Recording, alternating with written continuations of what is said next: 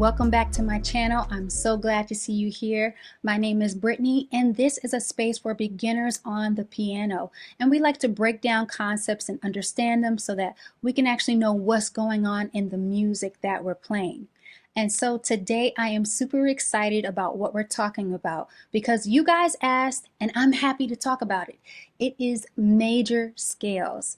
And major scales are super important because so much of the music that we listen to and that we love it comes from major scales. And so what we're going to do is we're going to talk about how to form them, why they're important, and just have an overall understanding of how to use scales in music. So let's talk about what is a scale. It's just a collection or a series of notes that are ordered by pitch from low to high or from high to low. And so let's go ahead and talk about how to form one on the keyboard. So in the majority of music that we listen to, you're going to hear 12 unique notes. And that's how many notes we have on a piano. And so these notes are basically just repeats up and down the keyboard. So I have a C here, and another C here. And the same is true of an F. So there's really only 12 unique notes. Now, a major scale only uses 7 notes. So there's only 7 spaces or 7 positions. So 5 of the notes aren't used in any given major scale, just 7.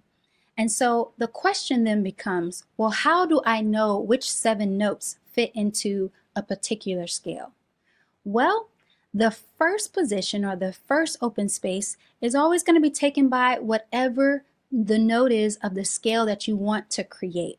So if I want to create a C major scale, the first space is going to be taken by a C. And now what you need from here is very simple. If you can count to the number 2, you can form a major scale. So all we need is a formula, and that formula is whole, whole, half, whole, whole, whole, half. Okay, so what is whole and what is half? What are you talking about? So whole refers to a whole step, and half refers to half step. And basically, when you use this formula, you can put together the remaining notes in the scale.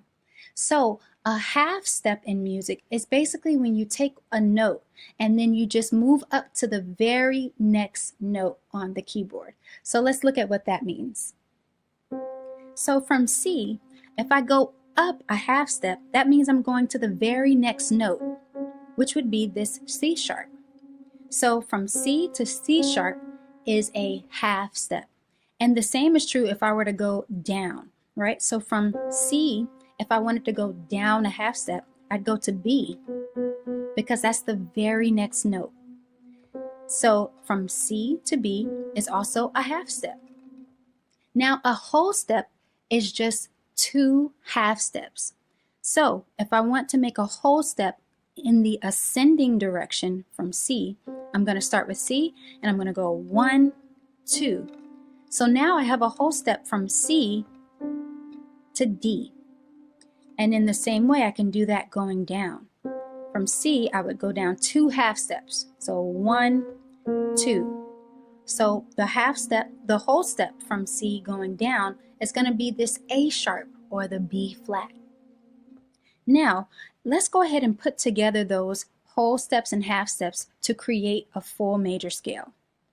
Starting with the C, I have a whole step, which brings me to D. I need another whole step, which takes me to E.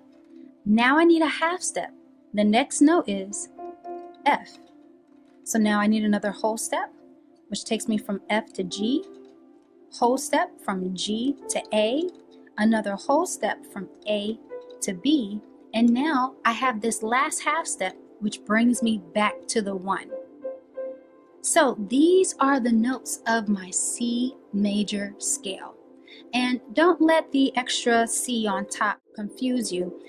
This is actually just a duplicate of the 1 here. So the 7 notes in the C major scale are C, D, E, F, G, A, and B. Okay, so let's do this again from another note on the keyboard. Let's make a G major scale. So the G is going to be the first one. Then we'll need a whole step to A, another whole step to B, a half step to C, a whole step to D, another whole step to E. We need another whole step here, right? So 1, 2. That takes me to F sharp. And now I need another half step. That brings me to G. So these are the notes of my G major scale. And it's just that simple. And you can take any note from the keyboard and create a major scale just like that. And so why do we need to use major scales? Why are they important? Why do I have to use this formula? Well, honestly, there are a million reasons why, but I'm just going to tell you 2 of the most important reasons in my opinion. Number 1, chords are formed from major scales. So if you're hearing somebody play or sing in the key of G major, you're going to hear chords that come from the G major scale. So you have to know that scale in order to be able to correctly form those chords.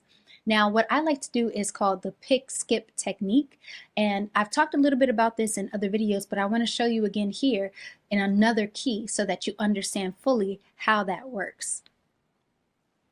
So in the key of G major, remember these are the notes of our scale.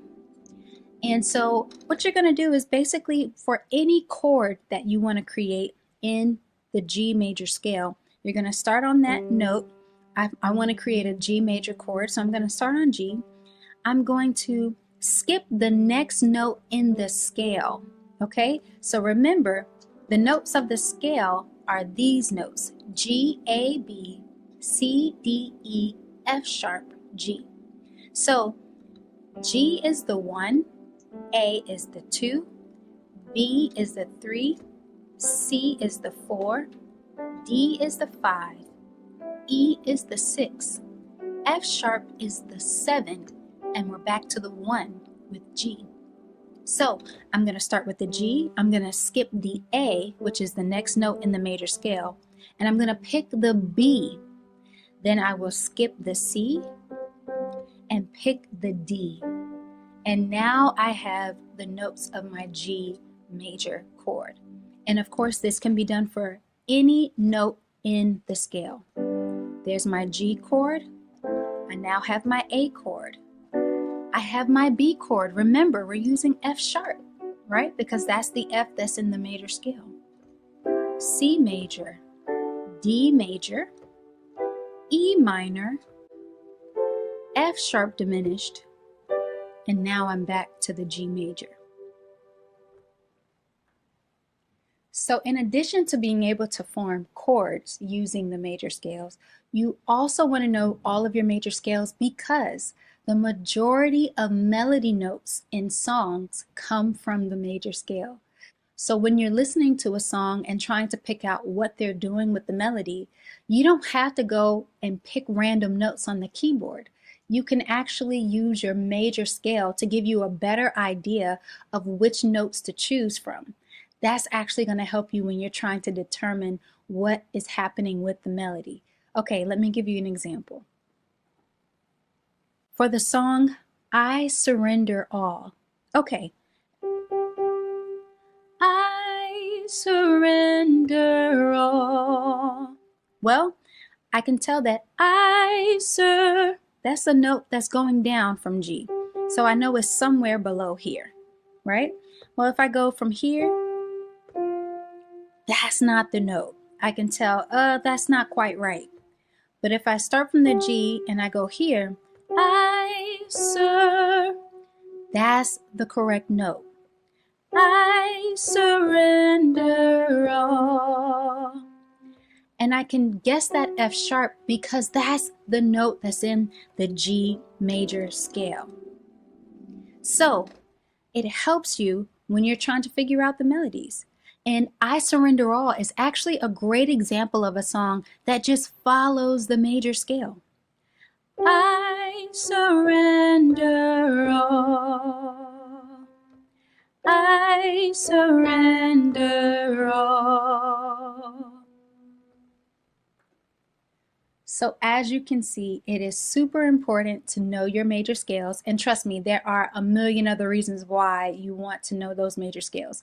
But hopefully this has been helpful for you and beneficial to you. And if it has, definitely feel free to subscribe to the channel. I'm going to be bringing more videos and more content like this.